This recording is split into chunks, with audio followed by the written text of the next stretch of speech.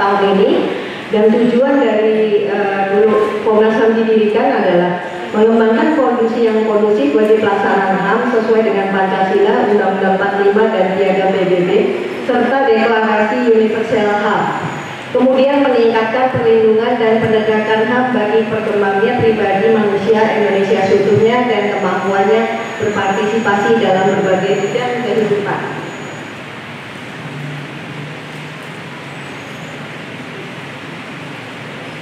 Selanjutnya, nah di sini visi dan misi Komnas HAM. Ini tujuan besarnya. Visi Komnas HAM, terwujudnya Komnas HAM yang kredibel untuk kemanusiaan yang adil dan beradab. Kemudian misinya ada 4, yaitu mengarus utamakan norma HAM dalam penyelenggaraan negara, membangun keadapan HAM masyarakat, memperkuat peran strategis Komnas HAM di tingkat nasional dan internasional, serta mewujudkan Komnas HAM sebagai lembaga yang mandiri dan profesional dalam memastikan pemenuhan perlindungan dan penegakan hak asasi manusia. Di sini mungkin mudah-mudahan terlihat dari belakang sekali di sana. Di sini Komnas HAM gambaran lembaganya seperti apa? Nah, di sini Komnas HAM terdiri dari dua bagian besar, yaitu subkomisi pemajuan dan subkomisi penegakan HAM. Dan di subkomisi ini semua keputusan tertinggi berada di dalam sidang paripurna. Kemudian siapa yang mendukung subkomisi pemajuan dan penegakan ini bekerja adalah Badan Kesekjenan yang dipimpin oleh seorang sekretaris jenderal. Kemudian ada 5 biro, termasuk Biro Hukum, Humas dan Kerjasama, di mana pada hari ini alhamdulillah bisa bertatap muka dengan Bapak dan Ibu serta adik-adik semuanya. Lalu karena tidak mungkin semua urusan hak asasi manusia disampaikan di Jakarta, ada juga kantor perwakilan Komnas HAM di beberapa wilayah atau provinsi di Indonesia, dari barat sampai timur, yaitu di Aceh, kemudian Sumatera Barat. Aceh ada di ibu kotanya di Aceh, Banda Aceh, kemudian Sumatera Barat ada di Padang kedudukannya, Kalimantan Barat ada di Pontianak, kemudian Sulawesi Tengah kedudukannya ada di Palu, kemudian Maluku ada di Ambon, dan Papua ada di Jayapura.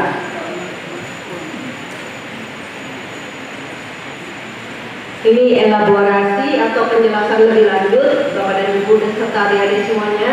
Di subkomisi pemajuan apa yang dikerjakan? Yang dikerjakan adalah melakukan kajian dan penelitian terkait instrumen HAM serta pembuatan kertas kebijakan dan atau policy paper, serta melakukan hasil kajian-kajian terkait dengan peraturan-peraturan atau regulasi yang tidak berwawasan HAM, kemudian menyelaraskannya. Kemudian yang kedua adalah di bidang pendidikan dan penyuluhan. Di sini adalah melakukan penyebarluasan wawasan HAM dengan berbagai cara, dalam bentuk pelatihan, kemudian dalam bentuk mungkin iklan layanan masyarakat, kemudian terbitan-terbitan, kemudian dalam bentuk podcast dan sebagainya, yang semuanya terkait dengan penyebaran nilai HAM. Berikutnya, di sini ada juga tadi subkomisi dukungan penegakan HAM. Ada 3 fungsi atau hal-hal yang dikerjakan, yaitu pengaduan, pemantauan, dan mediasi. Untuk pengaduan, di situ Komnas HAM menerima banyak sekali pengaduan, baik melalui surat, baik melalui pos maupun email. Kemudian pengaduan yang berkaitan dengan, maksudnya warga yang langsung mendatangi Komnas HAM maupun dalam bentuk surat menyurat. Kemudian pemantauan di sini adalah pemantauan kasus-kasus yang mungkin tidak dapat diselesaikan dalam waktu yang singkat dan perlu pendalaman untuk data dan informasinya, sehingga memerlukan pemantauan lebih jauh kepada pihak-pihak yang berwenang, baik warga masyarakat maupun pemerintah daerah maupun stakeholders ataupun pihak-pihak yang terkait. Kemudian mediasi di sini bila ada permasalahan sengketa dapat digunakan mediasi untuk penyelesaiannya, tidak melalui proses pengadilan. Kemudian ini adalah keanggotaan Komnas HAM. Pada periode ini keanggotaan Komnas HAM adalah 9 orang yang semuanya berkedudukan di Jakarta. Pada waktu masa berdirinya yaitu 1993, Komnas HAM masih saat Orde Baru, saat itu memiliki anggota yang cukup banyak, yaitu 25 orang. Dan memiliki kekhususan sendiri karena saat itu anggotanya ditunjuk oleh presiden, karena memang belum ada dasar hukumnya dan sebagainya. Maksudnya masih berdasarkan Kepres, belum berdasarkan Undang-Undang 39 tahun 99. Di sini ada ketua, ada wakil ketua internal Bapak Sundawa yang nanti akan memberikan materi, kemudian ada wakil internal serta Bapak dan Ibu komisioner yang menduduki atau mengetuai subkomisi yang tadi sudah disebutkan, yaitu subkomisi pemajuan HAM dan subkomisi penegakan HAM. Berikutnya, ini kami sampaikan singkat isu strategis dan prioritas lembaga. Untuk isu strategis Komnas HAM ada pelanggaran HAM terkait dengan konflik agraria, pelanggaran HAM yang berat, penataan kelembagaan, intoleransi dan ekstremisme dengan kekerasan, akses atas keadilan, kekerasan oleh negara dan kelompok masyarakat, serta kebebasan berpendapat, berekspresi dan berserikat.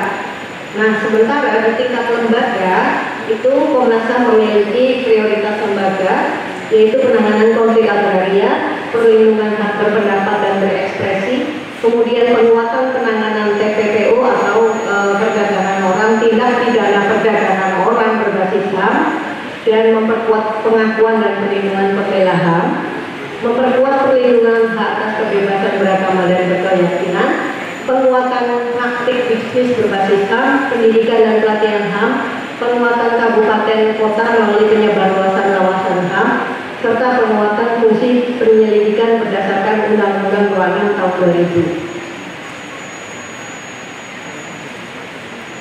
Bapak dan Ibu serta adik-adik semua, ini hanya gambaran singkat tentang Komnas HAM. Bila mana ingin mengelaborasi lebih lanjut, silahkan adik-adik dapat melihat website Komnas HAM. Di sini kami memiliki website.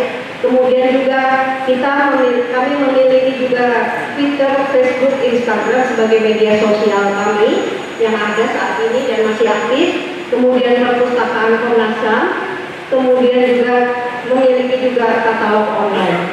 Bila mana nanti akan mendapatkan informasi lebih lanjut tentang Komnas HAM, kemudian tentang kerjanya serta tentang lain-lainnya apa yang sudah dilakukan, silahkan selain melihat kembali internet dapat mengakses website serta hal-hal yang sudah kami sampaikan di sini. Baik, mungkin itu saja. Terima kasih. Assalamualaikum warahmatullahi wabarakatuh. Selamat sore.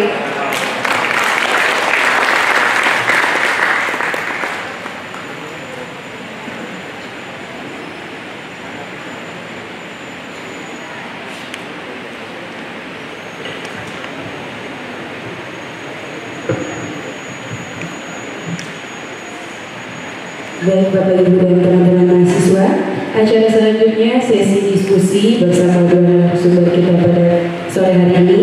Ada Bapak Dr. Abdul Hadi Semindawe SHLLM dan juga Bapak Profesor Dr. Zainurullah SPD MSI yang akan dimoderatori oleh Bapak Dr. Ahmad Atam MSI.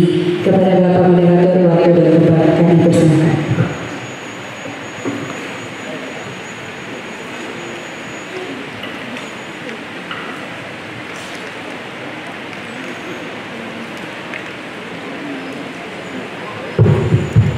Baik, Assalamualaikum warahmatullahi Selamat sore dan salam sejahtera kita sekalian, Bapak Ibu dan saudara sekalian. Pada ini masih siang, sudah sore. Jam moderator baru jam 2, itu baru masih siang. Kita akan diskusi satu tema menarik tentang hak kebebasan berpendapat dan berekspresi. Untuk membahas tema ini, saya persilakan kedua narasumber kita. Mari kita beri aplaus. Yang pertama, Profesor Dr. Zainul SPDSI, Rektor Universitas UPAN, dan yang kedua, Bapak Dr. Abdul Haris selaku Ketua Komisi Hak Asasi Manusia. Saya persilakan mengambil tempat di depan.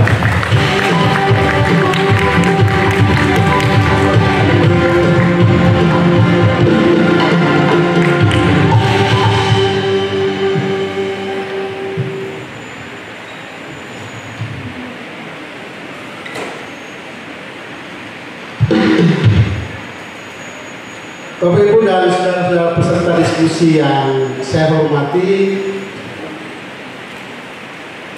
kalau kita lihat perkembangan era politik dan demokrasi sejak reformasi, itu ada dua poin penting yang bisa kita petik. Yang pertama, kebebasan politik, dan yang kedua, kebebasan pers. Dan saya kira itu kemudian kita menikmati sampai hari ini.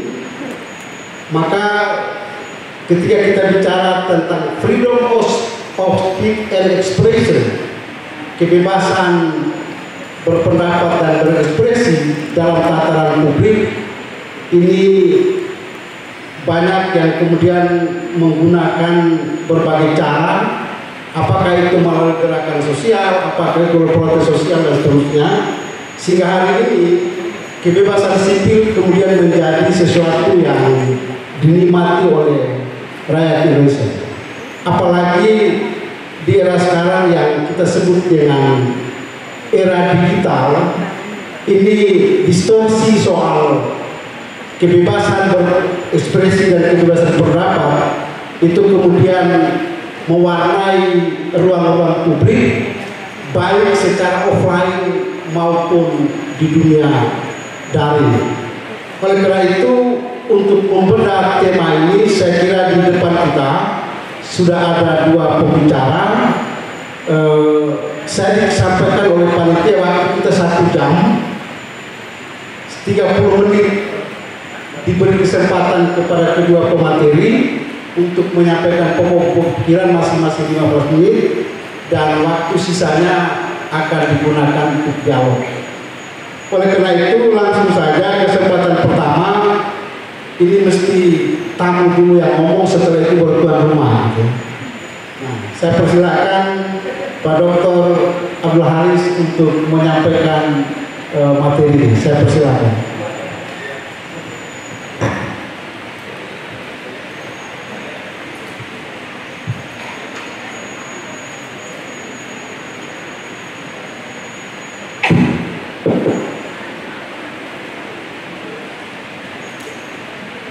Selamat siang, Assalamualaikum warahmatullahi wabarakatuh. Waalaikumsalam warahmatullahi wabarakatuh. Salam sejahtera untuk yang saya hormati Pak Rektor Profesor Dr. Zainul Mula, MSI SPD.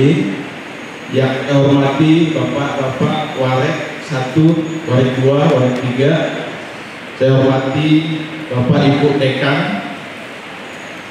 Yang saya hormati Bapak Ibu Kaprodi, dosen, Kaprodi Ilmu Hukum, dan para dosen, serta Pak Moderator Ahmad Atang SI.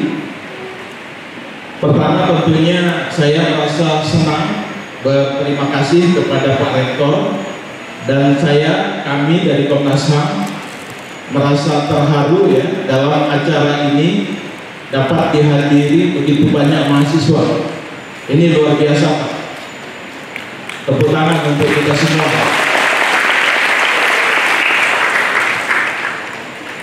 Tadi disampaikan mahasiswanya kurang lebih 300 sampai 400 mahasiswa ya. Jadi ini jangan lebih. Ini luar biasa, dan saya merasa saya berada di tengah keluarga sendiri. Jadi saya merasa bahwa saya orang Muhammadiyah. Nah, kenapa? Karena dulu waktu saya S1 sebelum masuk ke materi ya, waktu saya masih kuliah di Jogja di Fakultas Hukum Universitas Islam Indonesia, itu dosen saya salah satunya adalah Pak Azhar Basit, mantan ketua PP Muhammadiyah. Dan saya tinggalnya di Kauman, dekat kantor pusat Muhammadiyah Yogyakarta. Jadi saya merasa orang yang bagian dari Muhammadiyah.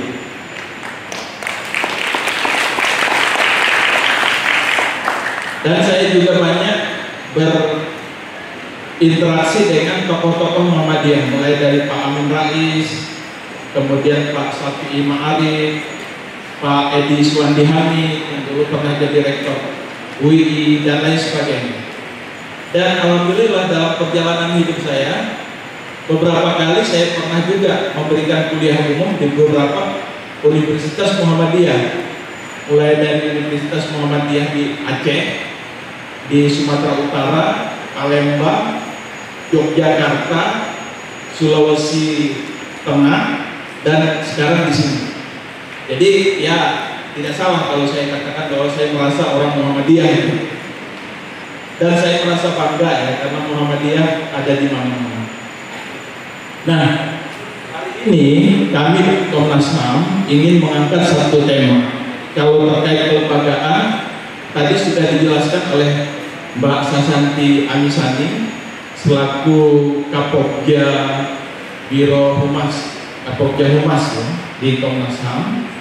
Nah, saat ini saya ingin mengangkat satu isu terkait dengan pentingnya hak atas kebebasan berpendapat dan berekspresi.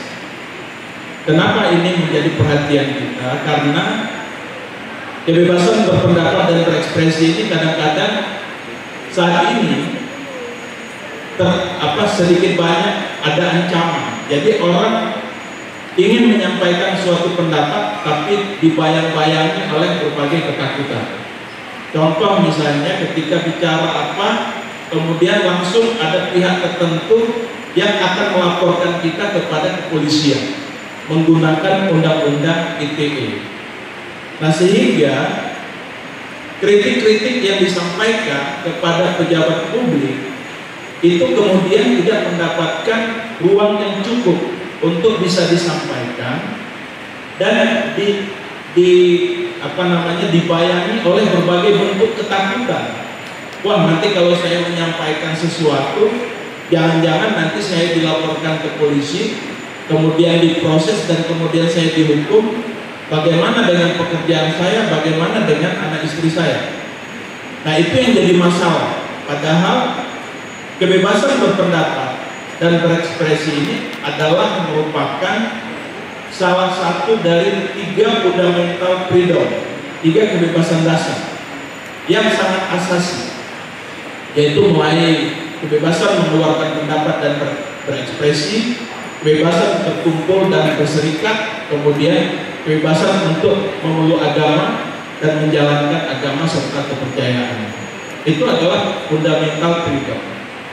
Dan kita tahu bahwa kebebasan berserikat dan berkumpul ini salah satu unsur yang perlu ada di dalam suatu masyarakat demokratis. Jadi kalau tidak ada kebebasan berekspresi, bagaimana suatu masyarakat akan bisa menjalankan sistem ketatanegaraan yang demokratis? Dan yang namanya demokrasi itu biasakan kita saling bertukar pendapat, bertukar pikiran, menyampaikan kelemahan satu dengan yang lain dan lain sebagainya, memberikan masukan atas berbagai kekurangan. Itu bagian dari demokrasi, dan praktek demokrasi semacam ini sudah dilaksanakan jauh sebelum Indonesia merdeka. Bahkan ini dipraktekkan di masa negara Yunani kuno. Jadi negara Yunani kuno sudah mengenal kebebasan berekspresi dan berpendapat sebagai bagian dari demokrasi. Dan negara yang demokratis juga tercermin dari adanya perlindungan terhadap kebebasan berkumpul, mengungkapkan pendapat, dan berdiskusi secara terbuka. Jadi kalau tidak ada kebebasan itu, bagaimana mungkin? Nah, inilah yang perlu kita tanamkan terus kepada kita semua, khususnya generasi muda. Mahasiswa-mahasiswa perlu mempertahankan kebebasan berpendapat dan berekspresi ini sebagai salah satu cara untuk mempertahankan demokrasi. Kebebasan menyampaikan pendapat dengan hati nurani dan hak memperoleh informasi merupakan hak asasi manusia yang mendasar. Jadi hak ini adalah hak yang dasar. Jadi kalau kita sudah tidak diberi kebebasan menyampaikan pendapat, kita tidak lagi bisa berbeda pendapat, harus mengikuti aja apa yang dimau oleh pihak penguasa misalnya, atau pihak tertentu, maka disitulah disebut sebagai masa kegelapan. Mungkin kita semua masih ingat ya, di Eropa itu di abad ke-5 sampai kurang lebih di abad ke-15 itu disebut sebagai abad pertengahan, tapi pada waktu yang sama disebut juga sebagai abad ke-8. Kenapa? Karena tidak ada kebebasan berpendapat. Ketika ada orang yang berbeda pendapat, misalnya dengan penguasa pada waktu itu yang didominasi oleh gereja, ketika mereka berbeda pendapat, maka sanksinya cukup berat. Ada yang mengalami hukuman mati dan lain sebagainya. Sehingga disitulah tidak berkembang baik ilmu pengetahuan maupun pemerintahan, menjadi sangat otoriter. Karena itu menjadi sangat penting bagi kita untuk menjaga kebebasan berekspresi dan berpendapat ini. Dan kebebasan berpendapat ini diperlukan sebagai bentuk pengawasan. Jadi kita mengawasi, misalnya apalagi ini banyak sekali kebijakan-kebijakan publik itu sangat berimplikasi pada hajat hidup masyarakat banyak, termasuk yang akan dirasakan oleh adik-adik mahasiswa juga. Jadi ada kebijakan-kebijakan pemerintah yang tidak hanya berimplikasi pada masyarakat umum, tetapi juga kepada mahasiswa. Misalnya dengan adanya kenaikan harga-harga bahan pokok karena ada kebijakan pemerintah tersebut. Kenaikan bahan pokok misalnya BBM misalnya dan lain sebagainya. Nah, ketika mahasiswa diam saja, ketika kita semua diam saja, maka pemerintah akan dengan mudah mengubah harga-harga tersebut, misalnya harga minyak atau jalan tol dan lain sebagainya dengan mudah dinaikkan, yang kemudian kita harus membayar harga-harga pangan dengan mahal. Nah, kebijakan publik itulah tentunya perlu kita kontrol melalui kebebasan mengeluarkan pendapat. Kita harus bisa menyampaikan kepada pemerintah bahwa ini ada yang nggak benar, ini harus diperbaiki. Dan kita tahu bahwa sebagian kebebasan berpendapat ini, sebagian masukan dari masyarakat ini ada juga yang diterima oleh pemerintah sebagai salah satu bentuk kritik masukan yang konstruktif. Misalnya ada satu contoh ya, di beberapa waktu lalu di Lampung ada seorang mahasiswa melalui TikTok dia menyampaikan bahwa ada infrastruktur di Lampung itu yang rusak, yang tidak bisa dilalui. Nah, lalu kemudian dari pihak pemerintah daerah waktu itu menyalahkan mahasiswa tersebut. Nah, bahkan ada yang ingin melaporkannya ke pihak kepolisian. Tapi kemudian